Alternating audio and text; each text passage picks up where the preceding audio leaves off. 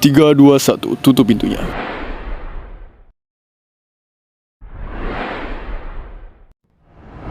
Halo Om Ken.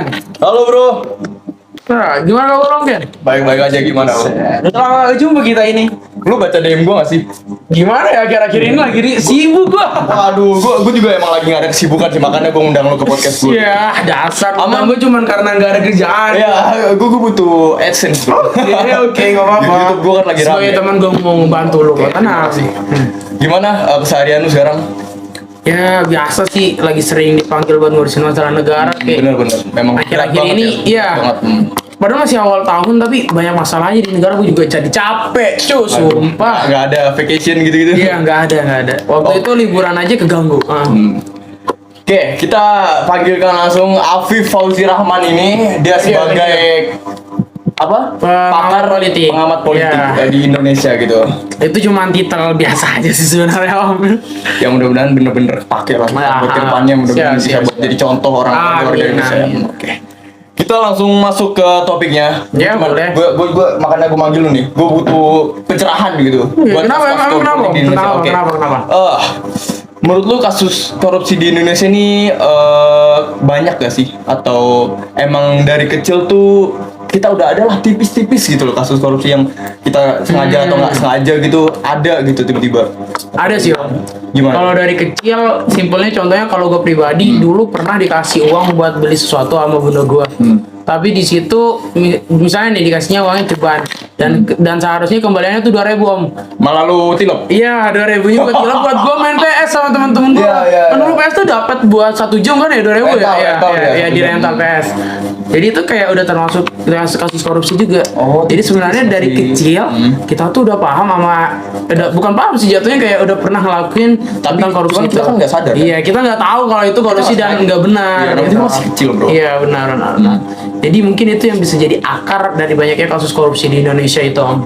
Ya, emang Dari kecil. dari kecil kayak tiba-tiba udah tanam aja gitu. Iya, setuju. Oke, gue cuman pengen nanya nih. Kenapa? Memang banyak kan pengertian korupsi itu banyak kan menurut para ahli. Cuma Iya, banyak. gue belum tahu nih menurut pandangan pengertian lu tuh konsep korupsi itu apa sih? Menurut Nggak jauh beda dari kebanyakan orang sih Om. Kayak simpelnya ya korupsi itu tindakan yang bisa mencurangi orang lain untuk keuntungan pribadi atau kelompok. Contohnya Oke. entah kayak contoh kecilnya kayak yang tadi kasus lu nilap duit orang tua lu itu kan buat nguntungin diri sendiri tapi Iya. ngerugiin orang lain kan, ngerugiin orang tua gitu. Contohnya kayak gitu simpelnya sih Om. Oke, kasus korupsi ini kan bisa karena mereka nih egois atau serakah gitu. Serakah. Iya, Mereka pengen benar. Mereka itu kayak pengen mau sendiri gitu kan. Iya, benar.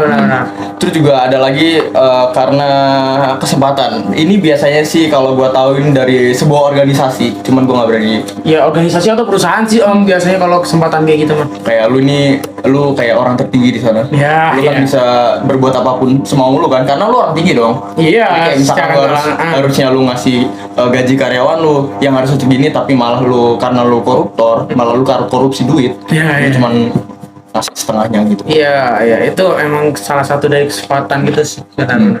Itu juga ini bisa karena korupsi itu bisa tumbuh karena kebutuhan lo bro. Maksudnya gimana Om? Kayak misalnya kayak ada juga yang disebabkan karena kebutuhan gitu. Iya. Kayak misalkan ya maaf ya emang kan di Indonesia banyak orang yang kehidupannya belum terurus Iya, atau belum setuju. kelirik sama pemerintah di sana gitu.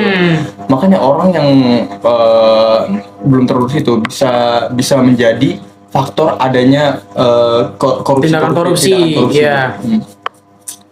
Nah terus Gue juga setuju sama 3 poin yang tadi lu sampein. Yang pertama tuh kayak orang bisa ngelakuin korupsi karena emang serakah, yaitu umum banget lah, basic banget lah ya. Iya, basicnya di Indonesia tuh banyak kan itu. Emang Rata-rata serakah sih. orang nggak puas sama yang dia miliki terus ngelakuin hal yang buat nguntungin diri pribadi gitu, memperkaya diri. Nah kalau yang kedua itu poin kesempatan, ini emang paling banyak sih kayaknya Om. Kayak kebanyakan orang di instansi atau suatu perusahaan ketika dia megang suatu jabatan yang tinggi, dia bakal ngambil kesempatan itu untuk Iya. menguntungkan dirinya gitu kan. Karena memang gampang kan. Iya, Orang- karena emang udah punya nama Iya, gitu kan. punya nama. Nah, jadi kalau yang poin terakhir tuh kebutuhan itu yang susah sih menurut gua. Kayak ya kalau emang gak ada yang mau bantu, dia bakal ngelakuin itu kan pasti. Mereka bakal ngelakuin korupsi karena emang mereka butuh buat dapetin itu gitu loh. Susah juga ya kalau nggak ada bantuan dari pemerintah yang lebih yang bisa ngejamin mereka kebutuhannya itu terpenuhi gitu loh. Terjamin lah Ya, hidupnya jadi gitu. susah untuk poin yang ketiga itu sih Om. Serius. Oke, gua cuma pengen tahu nih, lu bisa kasih contoh Kasus. kasusnya lagi nggak sih? Oke. Yang selain dari yang kita omongin tadi. Gua ada kasus. Oke. Dan ini tuh kayak masih baru banget kalau nggak salah masih Januari kemarin. Masih 2023. Serius. 2023. Tentang korupsi kan? Om? Awal-awal. Iya. Awal-awal tahun tentang korupsi. Nggak rusak nih Kalau nggak negara. salah negara tuh udah ngalamin kerugian 5, berapa miliar gitu sih. Gue lupa. Ntar gue tunjukin. Bentar. Gue cari dulu ya Om. Ada datanya nggak? Apa lu, Pak? Ada. Gue bawa. Kemarin-kemarin gue juga sempat ngurusin kasus ini Om, sumpah. Soalnya emang lagi rame banget gitu. Dan ini kalau nggak salah perusahaannya gede juga, makanya kerugian negara cukup besar. Nah ini nih. Coba mana nih? Nih. Ini kan dilansir nih. Dilansirnya dari Tribunnews. tribunnews.com. Untuk headline-nya itu kan Kejaksaan Negeri Jakarta Pusat tahan 3 tersangka kasus korupsi Iya. yang merugikan negara 5,8 miliar Om. Gila. Gede Gua nggak banget. bisa. Aduh. Jadi ini nih proses penangkapannya. Tuh tuh. Ya, ini orangnya. Ya, 3 orang ini. Sumpah lu bayangin, Om, kerugian negara hampir 5,8 miliar. Ribet juga ya. Ini baru awal tahun loh ini. Udah Benar. ada aja. Awal tahun kasus baru. Harusnya mah awal tahun tuh diawali dengan kebahagiaan baru, ini malah kerugian baru. Itu 5,8 itu buat negara kita itu gede men. Bisa kayak lu ngebangun bangunan baru gitu kan untuk infrastruktur negara Bisa. jadi makin bagus bisa. Bisa itu. Atau enggak kayak lu buat ngatasin banjir di Jakarta tuh cukup uang 5,8 Om. Bayangin ini malah diambil buat keuntungan pribadi, sumpah. Memang susah sih kalau korupsi itu udah mendarah daging. Nah, para tersangka ini Om diduga tuh melanggar pasal primer, pasal 2 ayat 1 subsidi air, pasal 3 JO, pasal 18 UU nomor 31 tahun 1999 tentang pemberantasan tindak pidana korupsi yang telah diubah. Jadi emang kerugian negara tuh gede banget sumpah. Kayak gue nggak habis pikir ke mereka yang ngelakuin tindakan kayak gini tuh buat apa gitu loh. Ya itu Nggak habis egois itu, Iya. serakah itu. Terus juga ini mereka punya kesempatan gak sih Om kayaknya? Kayak gara-gara ada kesempatan kayak gitu jadi mereka ngelakuin gitu loh. Nih. Kasih minum dulu. Oh ya. Mana minum? Wis, Om ya. Makasih Om ya. Iya. Nah, gue minum dulu ya. Oke, silakan. Gue juga mau stretching dulu. Peka banget tuh jadi orang. Harus gue dari tadi ngomong sumpah. Tahu deh, lu nggak pada tadi ngomong nggak? Pecat aja. Aduh, udah baru 2 bulan ya. Terkait dugaan korupsinya ini tuh terjadi di proyek PT PGAS Solution. Gede tuh. Gede. Gue tahu gue tahu PT itu. Sumpah nggak habis pikir di Jakarta Pusat lagi ditahannya di Kejaksaan Negeri Jakarta Pusat Iya. mereka. Ya moga gue berharap sih dihukumnya benar-benar setimpal ya untuk kerugian negara Sama gitu. kerugiannya itu. Benar-benar. Tapi biasanya mereka bisa main curang tau. Kayak penjara-penjara itu kan sekarang banyak yang main curang, kayak misalkan harusnya divonis misalkan 8 tahun tapi Iya, malah iya, dipotong. Iya. Tahu sendiri kan sekarang negara kita gimana, Bro? Gak tau lah, gue udah capek sama yang kayak gitu sumpah. Emang berat sih kayak jadi gue.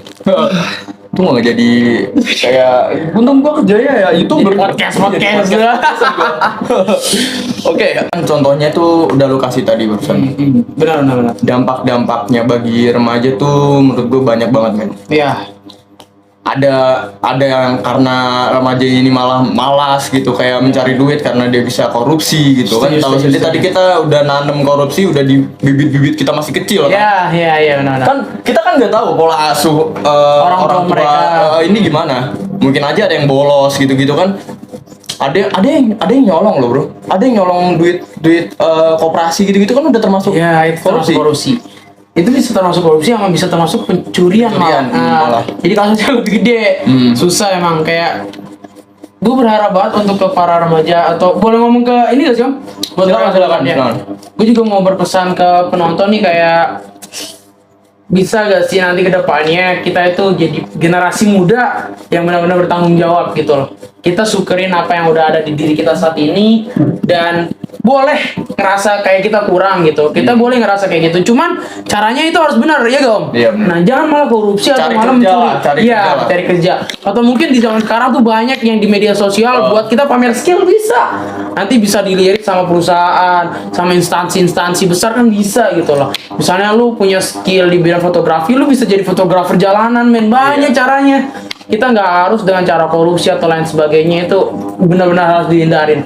Kalau bukan dari generasi muda setelah kita nih, Om, kan gue nggak yakin lagi sih Indonesia bakalan maju. Dari mana ya. lagi kan? Dari mana lagi gitu loh. Ya coba kalian kecil-kecilan dulu lah. Kerja Kerja, atau gimana. iya betul, benar. Pasti ada jalan yang ujung-ujungnya lu nggak harus untuk melakukan tindakan kejahatan gitu loh. Serius. Lo harus tetap semangat aja kalau ada masalah, nggak boleh nyerah.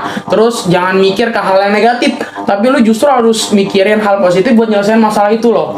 Nggak boleh lu sesekali mikirin hal negatif untuk kayak nyelesain masalah biar cepet, nggak bisa. Iya. Justru bakalan nambah masalah baru ya, Gom, kan? Benar. Banyak. Banyak banget yang kayak gitu, Saudara.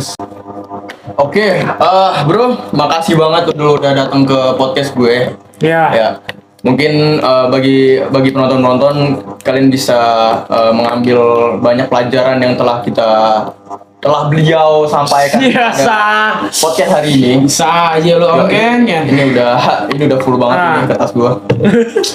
Gak apa-apa lah, sekali sharing. Gue juga seneng sharing kayak gini. Benar. Ya, tapi nanti gue dapat gaji gede gak sih? Dapat bayaran gede gak sih? Gue kalau di sini lagi. Jadi jangan minta gua dong. Gue cuman Iya. ngarahin lu buat kesini gitu. Oke. Ya, makasih bro udah datang ke podcast gua. Ya, sama-sama. Gimana kalau gua manggil lu kesini lagi boleh nggak? Boleh aja, asal jangan pas gue lagi jam sibuk ya. Oh baik. Oke. Siap. Siap. Oke. Dah. Terima kasih yang telah menonton podcast ini. Stay tune terus podcast gue selanjutnya dan terima kasih kepada Pak Afif Fauzi Rahman sebagai pakar politik Indonesia karena telah menyuarakan suaranya Yes. di podcast ini. Oke, segitu saja dari kami. 3, 2, 1, tutup pintunya.